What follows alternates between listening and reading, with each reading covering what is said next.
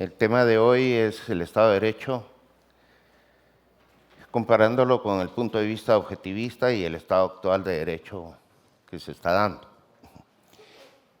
Para iniciar la plática es importante tener presente algunos conceptos que ustedes tienen que tener claros y además cuál es el desarrollo que se ha venido dando de los principios que después son los que garantiza el Estado de Derecho. El hombre, a lo largo de la historia, se ha ido desarrollando y para mantener su vida. Uno de los principios básicos y valores básicos es la vida. Si usted mantiene la vida, tiene que interactuar para mantenerla. Y para mantenerse tiene que generar valores. Para poder generar esos valores tiene que tener libertad. Cuando uno está bajo coacción, no puede actuar bien. Si uno tiene libertad y genera valores, puede intercambiar esos valores si solo si es propietario de esos valores. Y si usted es propietario de los valores, ya puede entonces empezar el proceso de intercambio con las otras personas que actúan de la misma manera, con los mismos valores y principios, para producir valores que se puedan intercambiar.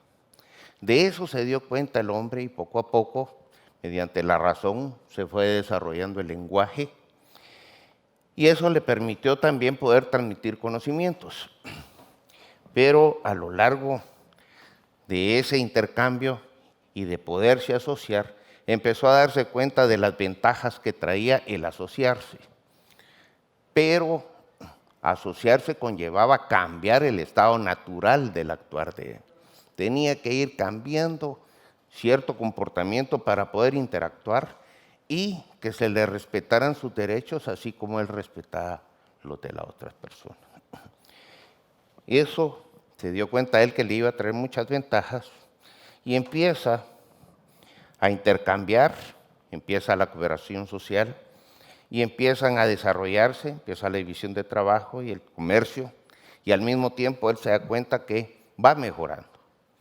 Pero mientras va mejorando, mira que los demás también empiezan a tener cierto comportamiento adecuado al que él tiene. Pero no todos se van desarrollando de la misma manera. Y esos que no se desarrollan de la misma manera pueden tomar acciones o actitudes en contra del actuar de los demás. Eso, a lo largo de la historia, se fue dando en Grecia, donde las personas que les iba muy bien se empezaron a beneficiar del sistema, no del sistema de intercambios. Pero también los que no se habían logrado desarrollar mucho, que era la mayoría, empezaron a crear problemas. Entonces, los pobres se manifestaban en contra de los ricos por medio de las muchedumbres, de las turbas, y lograban quitarle en parte a los que tenían, llamémosles a los ricos de ese lugar. Entonces ellos tomaban las decisiones de aislarse y dejaban a los pobres. Cuando los pobres necesitaban de los otros que regresaban, los otros imponían sus condiciones y se daba la oligarquía. Y así se estuvieron durante muchos años hasta que al filósofo Solón se le ocurre, ahí es donde empezamos, se le ocurre que tenía que crearse un sistema en que no iban a gobernar las personas, sino las leyes. Y así fue como ellos llaman que lograron crear en Atenas y crear una Atenas libre, en la que ya no iban a gobernar las personas, sino las leyes. Ese es un gran aporte para la convivencia. Eso se fue desarrollando y a eso Solón le llamó política. Luego, en el sistema en Atenas, Aristóteles se fue dando cuenta de que era importante ir intercambiando esas formas de gobierno, como era la democracia, la aristocracia y la monarquía. Pero volviendo al tema, lo que Solón creó es lo que posteriormente se llamó Estado de Derecho, que es el título de esta conferencia, que se basa en las leyes. Hayek lo nombra democracia, Kant, Rechtsstaat o Estado de Derecho, donde la ley está por encima de todos. Y el gobernante se vuelve un administrador, ya no el monarca. Todos estos fueron influyendo en ese proceso. Se da la Constitución de Aristóteles, en la que toma en cuenta estos tres principios, estos tres sistemas, y posteriormente entramos ya, este es el tema de lo que corresponde y el significado de derecho. En inglés es muy claro la palabra, significa rectitud. Derecho también significa lo correcto. En español, cuando decimos derecho, quiere decir que es una persona que actúa correctamente. Y de ahí surge el Estado de Derecho. Pero el que mejor define el término es Kant. Kant dice que derecho es un principio moral, precondición para la sociedad. La sociedad solo existe bajo un concepto de derecho. Lo que aclara es que el principio moral que hace posible esa asociación es el respeto a los derechos. Nos asociaremos si la condición es que tú me respetas y yo te respeto. La moral de Kant, según él, hay que cumplir con el deber. Pero el principio que él dice es que el derecho es un principio moral, porque es un principio que se da en sociedad. Lo que hace ese derecho es que cada quien se comporte de una forma moral, o sea, una forma prudente, que pueda buscar su bienestar atendiendo a su mejor juicio, porque los demás no se lo van a impedir. Y eso es el propósito de la sociedad. El gobierno tiene que establecerse para proteger esos derechos y las leyes se hacen para proteger esos derechos. Tenemos que tener claro que derecho no es lo mismo que leyes. Entonces, teniendo claro que el derecho es un principio moral que define y sanciona la libertad de acción de un hombre en un contexto social. Solo existe un derecho fundamental. Todos los demás son consecuencias o corolarios. El derecho del hombre a su propia vida. Entonces, volvemos al tema. Derechos son un concepto moral, son el concepto que proporciona una transición lógica.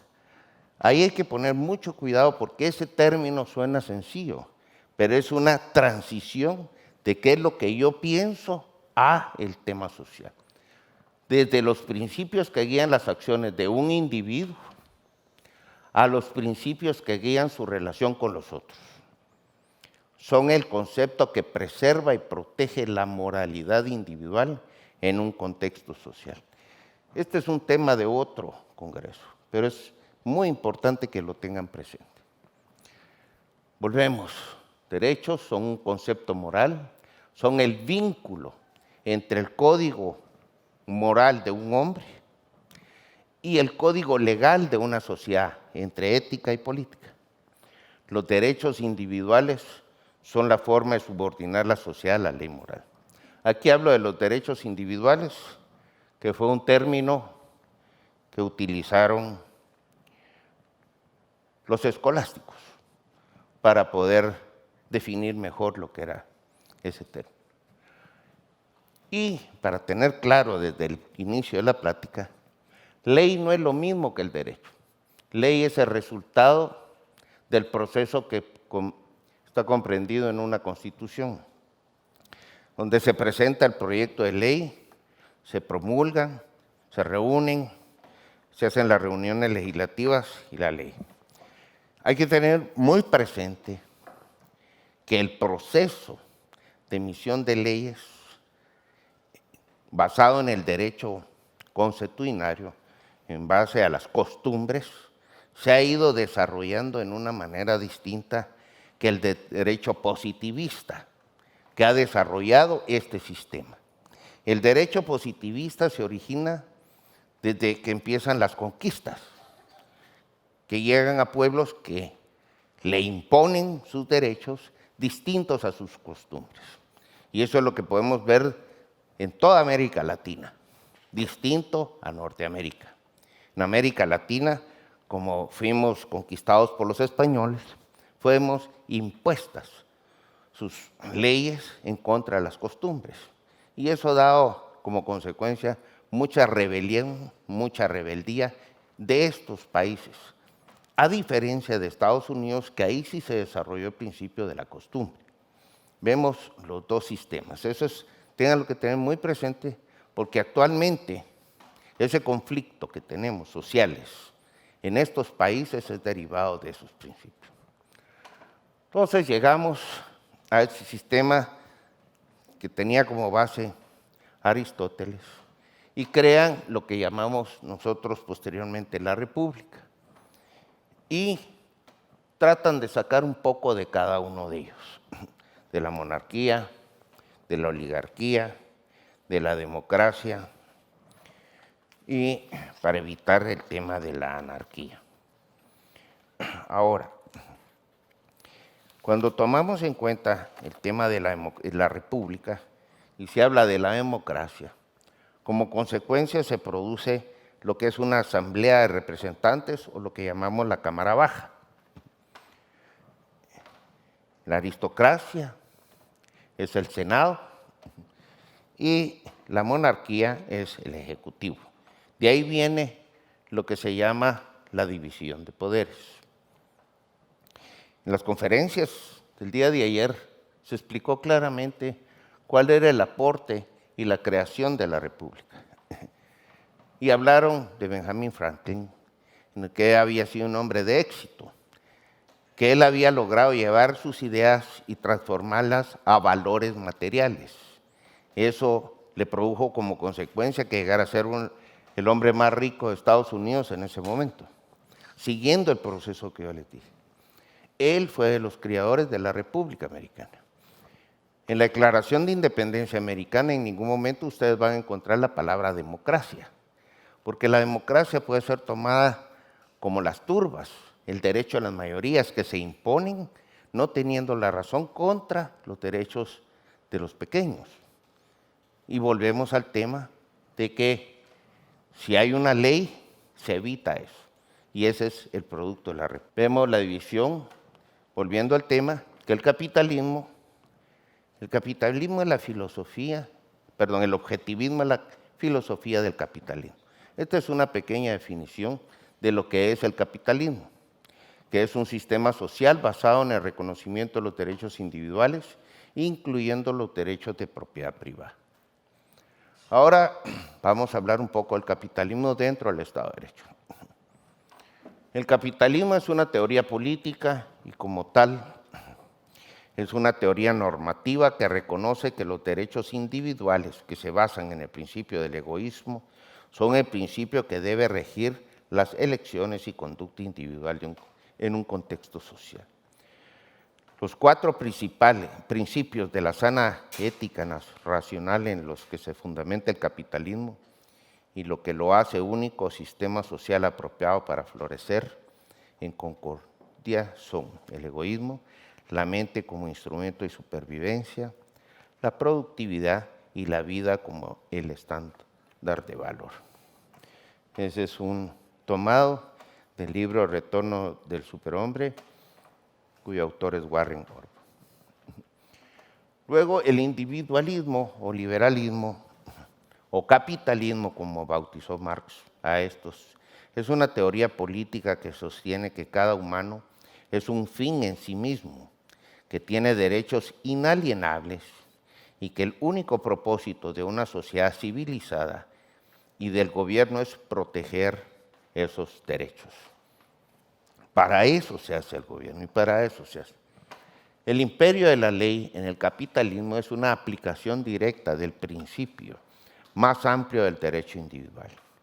Una constitución escrita circunscribe el poder del Estado por medio de garantizar a todo ciudadano sus derechos inalienables específicos, incluyendo libertad de expresión, libertad de culto, el derecho de propiedad, etc.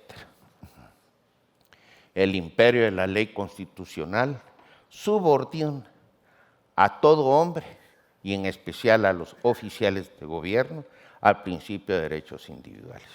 Esto lo vamos a explicar más profundamente. Ahora, esta es una cita de Ayn Rand. Dice, quien defiende sus propios derechos está defendiendo los derechos de todos. El grupo no puede tener más derechos que los de sus miembros individuales. Es una sociedad libre. Los derechos de cualquier grupo se derivan de los derechos de sus miembros a través de su elección voluntaria e individual y de su acuerdo contractual, y son simplemente la aplicación de esos derechos individuales a un proyecto específico. Para Ayn Rand, esa constitución en la que básicamente se iban a respetar los derechos individuales, ella da esta definición. La Constitución es una limitación al gobierno, no a los individuos privados, que no prescribe la conducta de individuos privados, solo la conducta del gobierno, que no es una carta para el poder del gobierno, sino una carta de protección de los ciudadanos contra el gobierno. Tenemos que tener siempre presente que el gobierno se instaura para proteger al individuo y que el gobernante pasa a ser un administrador y pasa a ser un empleado de los individuos, no al revés como era antes. Un Estado de Derecho es aquella asociación en la cual todo ciudadano asociado libre y voluntariamente, eso es muy importante, que uno se reúne con otras personas libremente y voluntariamente, si no, no obtenemos el fin de lo que explicamos inicialmente, con el propósito de poder hacer lo que legítimamente conduce a los fines de su vida. Se somete al imperio de la ley, constituida para proteger los derechos individuales. Ahora el problema es encontrar una forma de asociación que vaya a defender y proteger con toda la fuerza común a la persona y los bienes de cada asociado, y en la cual cada uno, mientras se une con todos, puede seguir obedeciendo solamente a sí mismo y ser tan libre como antes. Esta es una cita de Rousseau. Ahora, ¿por qué hago esas citas? Porque hubo, antes de que se diera el Acta de Independencia Americana y que influyera en la redacción de la Constitución, hubo grandes tratadistas, pero estamos empezando desde Solón, Aristóteles, y luego tenemos a John Locke, tenemos a Jefferson, vimos al otro prócer. Todos ellos influyeron y tenían esas ideas claras. Entonces, cuando el gobierno se establece, en Estados Unidos se establece para proteger al hombre de los delincuentes, porque ellos querían poder tener una sociedad donde poder seguir intercambiando, pero el producto de ese intercambio tenía que ser protegido. La Constitución fue escrita para proteger al hombre del gobierno. ¿Por qué del gobierno? Porque al gobierno es al que se le entrega toda la fuerza de coacción de estos individuos. La Declaración de Independencia determinó que los hombres han sido dotados por su creador de ciertos derechos inalienables. Cuando ustedes estudien ese tema, hay que tener en cuenta por qué pusieron inalienables y no inherentes. Pero el hombre es una entidad de una naturaleza específica, un ser racional, que no puede funcionar con éxito bajo coacción, que los derechos son una condición necesaria para su forma específica de supervivencia. La fuente de los derechos es la ley de identidad. A es igual a A, esa es su naturaleza. Algo es lo que es. Este es un término que manejaron también los escolásticos. Derechos son condiciones de existencia requeridas por la naturaleza del hombre para su supervivencia como hombre. Los padres fundadores de los Estados Unidos consideraron al hombre como un fin en sí mismo y a la sociedad como un medio para la coexistencia pacífica, ordenada y voluntaria entre los individuos. ¿Qué pasaba antes de esta declaración de independencia, de este reconocimiento que dieron los padres fundadores? Que antes todos los sistemas habían considerado al hombre como un medio sacrificable para los fines de otros y a la sociedad como un fin en sí mismo, porque tenían su base fundamentada en órdenes místicos, como eran los órdenes religiosos, y como social, como pasa con el socialismo, comunismo, el comité central, que ellos son los que dicen qué es lo que tiene que ser bueno para el individuo, y no el individuo por su naturaleza. Ese choque a la fecha se sigue dando. Hay muchos que no entienden ese proceso. Este proceso que se dio aquí, ya que la fuente de los derechos del hombre es la ley de identidad, ya que por su naturaleza son derechos inherentes a usted por ser hombre, no porque algún comité central se los haya dado o porque alguien se haya tenido una revelación y esos sean ya sus derechos, sino que este es el principio. Tenga presente también que este principio es el que usan también los escolásticos. Esto es muy importante tenerlo para con ustedes. Entonces, si era de orden místico, era el divino derecho a los reyes. Resume la teoría política de la primera. Y como social, vox populi, vox Dei, la voz del pueblo, la voz de Dios, es la segunda. El principio de los derechos individuales del hombre significó extender la moralidad al sistema social, limitando el poder al Estado. Ahora vamos entendiendo lo que empecé a exponer al inicio de la conferencia. Como protección del individuo contra la fuerza bruta del colectivo, de las turbas, de los linchamientos. ¿Por qué nosotros no podemos hablar de democracia y sí de república? Porque en la república quien domina es la ley, en la democracia son las turbas. ¿Ya? Y como producto de esas turbas, ellos imponen su ley y ahí es el nacimiento o el surgimiento de los linchamientos. En cambio nosotros tenemos un debido proceso, porque la ley es la que rige. Los Estados Unidos fueron la primera sociedad moral de la historia. El mayor logro de los padres fundadores de los Estados Unidos de América fue subordinar la sociedad a la ley moral. Los padres fundadores de los Estados Unidos afirmaron que la vida del hombre es suya por derecho, lo que significa por principio moral y por su naturaleza, que un derecho es la propiedad de un individuo, que la sociedad como tal no tiene derechos y que el único objetivo moral del gobierno es proteger los derechos individuales. Esto parece sencillo, pero a la fecha es muy complicado de que lo entiendan muchos legisladores. La Declaración de Derechos no está dirigida contra ciudadanos privados, sino contra el gobierno, como declaración explícita que los derechos individuales están por encima de cualquier poder público o social.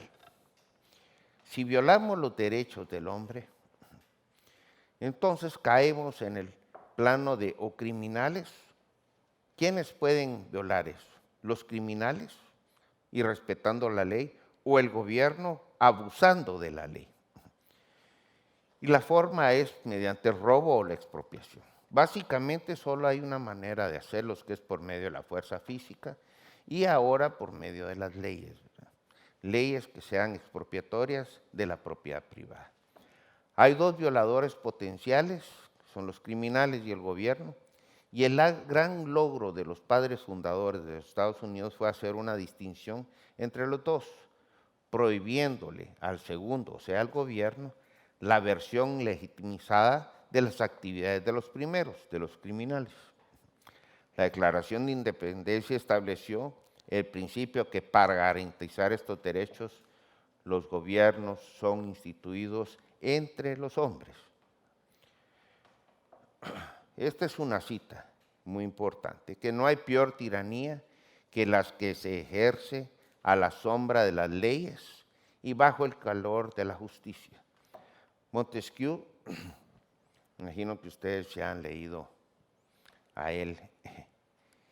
Luego tenemos la cita de Federico Bastiat: cuando la ley y la moral se contradicen, el ciudadano se encuentra ante la cruel alternativa de perder la noción de moral o perder el respeto de la ley. Vemos el caso actual en nuestra sociedad, cómo hay un ente que emite sentencias creyendo que está legislando fuera de la ley, más allá de lo que les permite la ley, violando este principio. Entonces, cuando ya se pierde el principio de moral, también se empieza a perder el respeto a la ley. Porque si ellos, que son los representantes de la ley, no la respetan y dictan sentencias más allá de lo que la ley les permite, empieza ya ese irrespeto. Volvemos al tema de la comparación de la república y la democracia. La república es una asociación de hombres libres que desean vivir una vida virtuosa en concordia, mientras que la democracia pervierte a los ciudadanos hasta ser una asociación de ladrones que desean vivir a costa del saqueo de los demás.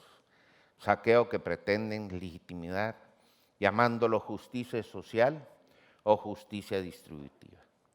La democracia, por el contrario, es un estado de confrontación de facciones impulsadas por su interés privado común, cuyas acciones aseguran el divisionismo y la confrontación de la sociedad en lugar de la cooperación.